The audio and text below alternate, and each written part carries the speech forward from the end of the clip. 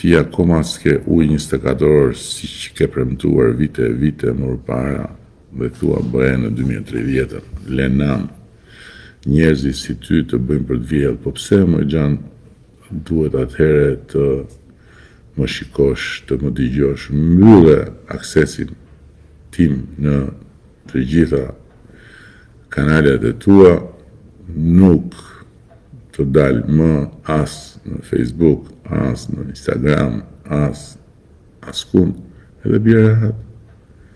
Pse stresohesh ti kaq shumë? Ndërkohë që për ujin 24 orë, po të informoj.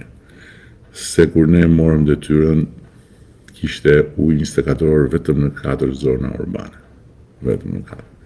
Sot ka ujë 24 orë në 43 zona urbane dhe në 98 zona rurale. Janë 11 kantieret hapura dhe do duhet të hapim dhe 5 të tjera gjatë mandatit 4 dhe e përmbyllim këtë transformim historik, sepse Shqipëria nuk është problemi se mbeti pa ujë në një moment caktuar 24 orë. Nuk ka pasur kur 24 orë, as në kohë të komunizmit. Kështu që është dashur një punë kolosale dhe janë dashur financime kolosale që vazhdojnë. Kështu që edhe këtu është ajo që thash më parë. Disa mund të flasin si duan,